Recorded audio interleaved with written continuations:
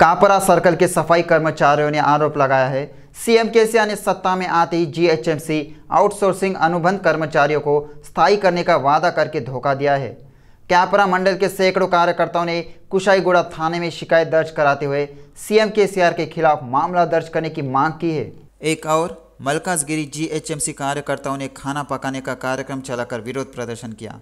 अपनी नौकरियों को स्थायी करने की मांग करते हुए जीएचएमसी क्रेपा सर्कल के कर्मचारियों ने हड़ताल के हिस्से के रूप में एक अभिनव विरोध कार्यक्रम शुरू किया है।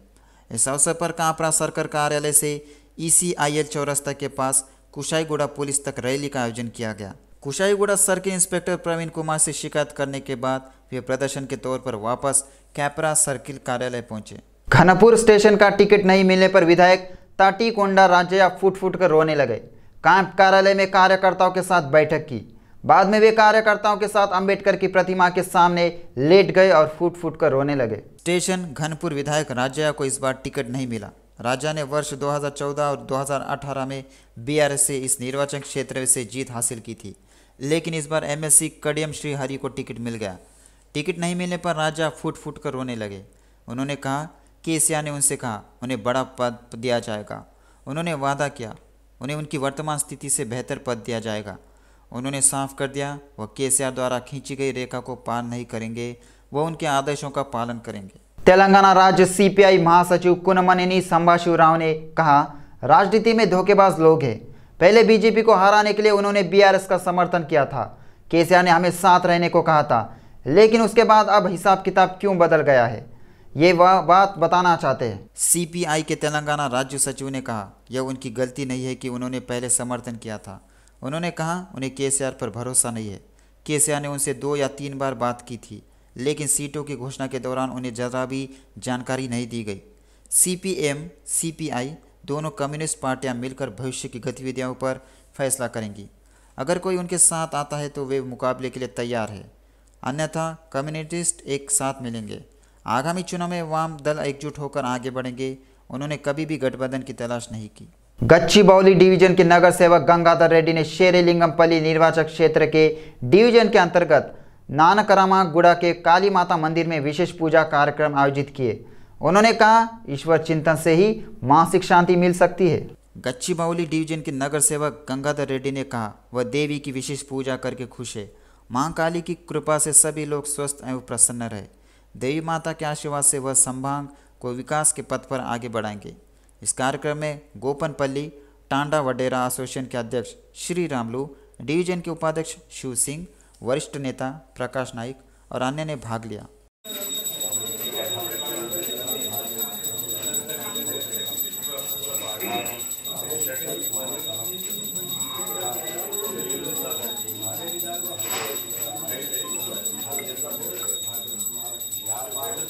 सीएम केसीआर और मंत्री केटीआर के आदेश पर शेरेलिंगमपल्ली विधायक अरिकेपुड़ी गांधी के आह्वान पर आल्विन कॉलोनी 124 डिवीजन के नगर सेवक दोड्डला वेंकटेश गौड़ ने पदयात्रा का आयोजन किया। आल्विन कॉलोनी फेज 1 और फेज 2 में घर घर जाकर स्थानीय समस्याओं के बारे में जानकारी ली। वर्षों में बीआरएस द्वारा किए गए विकास कार्य, प्रदान की गई कल्याणकारी योजनाओं के पम्पलेट छपवाए गए और घर घर वितरित किए गए। पार्षद दोड्डला वेंकटेश गौड़ ने कहा आल्विन कॉलोनी के सभी विकास कार्य 90% पूरे हो चुके हैं। उन्होंने कॉलोनी वासियों को आश्वासन दिया अधूरे पड़े छोटे मोटे काम तुरंत करा दिए जाएंगे। कूड़े की सफाई, स्ट्रीट लाइट बदलने जैसी छोटी छोटी समस्याओं के समाधान के लिए संबंधित अधिकारियों को निर्देशित किया गया। एलबी नगर विधानसभा क्षेत्र बीआरएस पार्टी प्रभारी राममोहन गौड़ ने अपने आवास पर प्रमुख कार्यकर्ताओं के साथ आंतरिक बैठक की। बीआरएस पार्टी के उम्मीदवारों की सूची की घोषणा करते हुए मौजूदा विधायक सुधीर रेड्डी को टिकट आवंटित किया गया। उन्होंने प्रमुख कार्यकर्ताओं के साथ अपने राजनीतिक भविष्य पर चर्चा की। राममोहन गौड़ को पार्टी नेतृत्व की ओर से फ़ोन आया। ऐसा लगता है नेतृत्व ने फ़ोन पर शांत कराने की कोशिश की। राममोहन गौड़ ने इस सबको नज़रअंदाज कर कार्यकर्ताओं की राय जानी। उन्होंने कहा वह अगले महीने 10 सितंबर के बाद फिर मिलेंगे और राजनीतिक भविष्य पर अंतिम फैसले करने की घोषणा करेंगे। पिछले 2 बार बीआरएस से चुनाव लड़ने वाले राममोहन गौड़ बहुत कम वोटों से हारे थे। राममोहन गौड़ इस बार किसी तरह अपना राजनीतिक भविष्य तय करने की कोशिश में है। ऐसा लगता है राममोहन गौड़ प्रमुख कार्यकर्ताओं और समर्थकों की राय से अन्य प्रमुख दलों की ओर देख रहे हैं। सैदाबाद मंडल के संकेश्वर बाजार में भवानी शंकर स्वामी मंदिर में मंदिर समिति के सदस्यों, एवं श्रद्धालुओं ने बड़े ही भक्तिभाव से लाख पुष्प अर्चना का अनुष्ठान किया। श्रावण के पवित्र महीने के पहले मंगलवार को चिन्हित करने के लिए मंदिर में एक विशेष पूजा की गई। मंदिर में शिव, श्री कनक दुर्गा और श्री पोचम्मा देवी माता का अभिषेकम और पंचामृत अभिषेकम किया गया। इसके बाद आयोजित चंडी यज्ञ में श्रद्धालुओं ने भाग लिया। सईदाबाद नगर सेवक कोत्ता कापू अरुणा रविंदर रेड्डी और मंदिर समिति के प्रतिनिधि चिलुकुरु रामारेड्डी पूजा में भाग लिया। समिति ने श्रद्धालुओं को भोजन कराया। हाई कोर्ट ने निजी, गैर सहायता प्राप्त, गैर अल्पसंख्यक, अल्पसंख्यक मेडिकल और डेंटल कॉलेजों में GO 107 के माध्यम से सरकार द्वारा निर्धारित फीस वसूली पर अंतरिम आदेश जारी किया। कॉलेजों को A श्रेणी की सीटों के लिए 60% और B श्रेणी की सीटों के लिए 70% की दर से फीस वसूलने का निर्देश दिया गया। यह स्पष्ट किया गया है कि आदेश अंतिम निर्णय के अधीन है। न्यायमूर्ति चिलकुरु सुमलता ने हाल ही में इस आशय का आदेश जारी करते हुए कहा, छात्रों को संबंधित कॉलेजों को शपथ पत्र देना होगा। वे अंतिम फैसले के अनुसार फीस का भुगतान करेंगे। वर्ष 2023 से लेकर 2026 के लिए PG मेडिकल और डेंटल कॉलेज की फीस तय करने के सरकार के 28 जुलाई के GO 107 की चुनौती देने वाले कई छात्रों द्वारा दायर याचिका पर सुनवाई स्थगित कर दी गई। विकाराबाद जिले के नकली अदरक पेस्ट बेच रहे 2 लोगों की पुलिस ने गिरफ्तार किया है। कुलकचरा में बाजार में नकली अदरक बेची जा रही है। जब पुसाला रामोली के बारे में पूछताछ की तो उसने इसे हैदराबाद के भानु प्रसाद नामक व्यक्ति से खरीदा और वह इसे बाजार में बेच रहा था। भानु प्रसाद ने कहा, हैदराबाद के कुशाईगुड़ा चक्रपुरम कॉलोनी में रहने वाले पुसाला रामोलू से जानकारी मिलने के बाद उन्होंने नागाराम कॉलोनी में गोदाम बनाया और नकली अदरक लहसुन का पेस्ट बनाया और इसे कम कीमत पर बेचा। पुलिस ने नकली अदरक लहसुन पेस्ट के साथ 270 किलो लहसुन पेस्ट, 40 किलो लहसुन, 11 किलो साइट्रिक एसिड और नींबू नमक जब्त किया। दोनों के खिलाफ मामला दर्ज कर उन्हें रिमांड पर लिया गया। हैदराबाद मेट्रो हैदराबाद के महान शहर के मुख्य आकर्षणों में से एक है। यह LB नगर से मियाँपुर तक और नागो से रायदुर्गम तक फैला हुआ है। बीच में MG बस स्टैंड से जुबली बस स्टैंड तक मेट्रो चलती रहती है, लेकिन यातायात समस्या का स्थायी समाधान करने की दिशा में महा मेट्रो प्रस्ताव सामने लाया गया।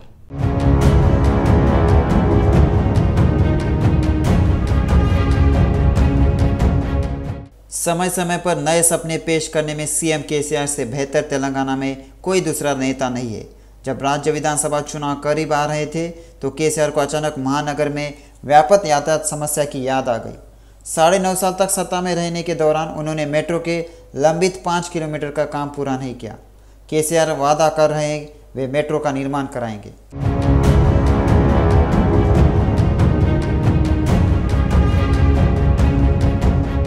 इतनी बड़ी रकम कैसे?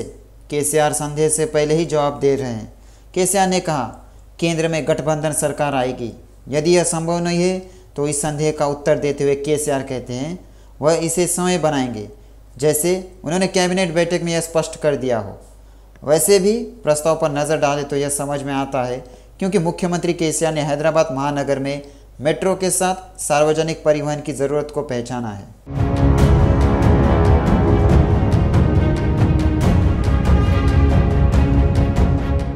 मौजूदा मेट्रो लाइनों के अलावा हवाई अड्डे को जोड़ने के लिए मेट्रो परियोजना शुरू की गई है। इसके अलावा 8 नई लाइनों के साथ भारी रिंग रोड पर मेट्रो बनाने का एक नया सपना भी सामने आया है। कैबिनेट बैठक में इसे कम करने के लिए फैसला लिया गया। मेट्रो का विस्तार फार्मा सिटी से शमशाबाद हवाई अड्डे से जलपली से तुक्कुगुड़ा से कंदुकुरु तक किया जाएगा।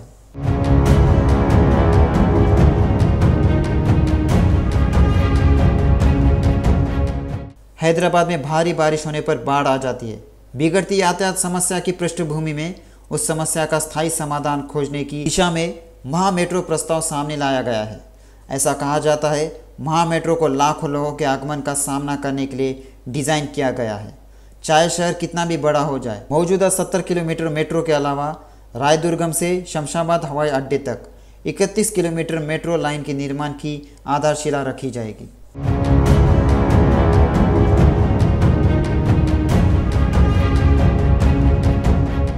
तृतीय चरण को A-B में विभाजित किया गया है। कैबिनेट बैठक में 39,190 करोड़ रुपए की लागत से A में 8 लाइनों में कुल 142 किलोमीटर, तीसरे चरण में B में 4 लाइनों में कुल 136 किलोमीटर, 20,810 करोड़ रुपए की लागत से बनाया जाएगा। जहां तक तीसरे चरण ए और बी की योजना का सवाल है, ये निम्नलिखित है।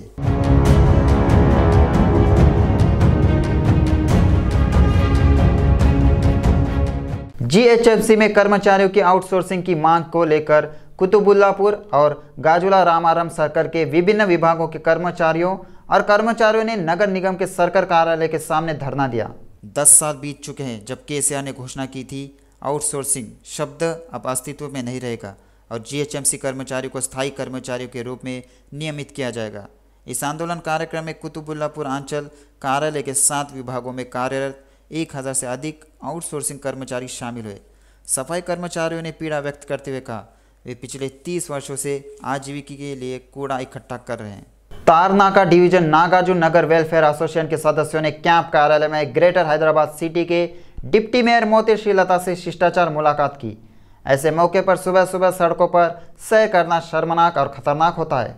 नागार्जुना नगर वेलफेयर एसोसिएशन के सदस्यों ने डिप्टी मेयर श्रीलता से ओयू में हुड्डा कॉम्प्लेक्स के गेट को हर सुबह 3 घंटे तक खुला रखने की मांग की है, जिससे कॉलोनी के निवासियों को चलने में सुविधा हो। ओयू डिप्टी मेयर ने कुलपति से बात कर हुड्डा कॉम्प्लेक्स का गेट खुलवाने का वादा किया। उन्होंने कहा, ज़रूरत पड़ी तो वह एचएमडी के अधिकारियों से बात कर समस्या का समाधान करेंगे। अपरूपा रेजिडेंशियल वेलफेयर एसोसिएशन के अध्यक्ष मोहम्मद इम्तियाज़ ने जीएचएमसी सर्कल 6 के तहत old Malakpet race course road पर बन रहे अवैध 6 मंजिला ढांचे के खिलाफ कार्रवाई करने को कहा है। अपूर्वा रेसिडेंशियल वेलफेयर एसोसिएशन के अध्यक्ष मोहम्मद इम्तियाज़ ने कहा, हालांकि नगर निगम अधिकारियों का अवैध निर्माण के बारे में पता है, लेकिन वे ऐसा व्यवहार कर रहे हैं जैसे उनका इससे कोई लेना देना नहीं। कई बार शिकायत करने के बावजूद कोई जवाब न देने पर उन्होंने टाउन प्लान एसपी और डिप्टी कमिश्नर पर गुस्सा किया। शिकायत में कहा गया, बिल्डर स्वेच्छा से अवैध निर्माण कर रहे हैं और अधिकारी तमाशबीन बने हुए हैं। वे 3 मंजिल की अनुमति लेने और 6 मंजिल के अवैध निर्माण पर प्रतिक्रिया न देने का कारण समझना चाहते।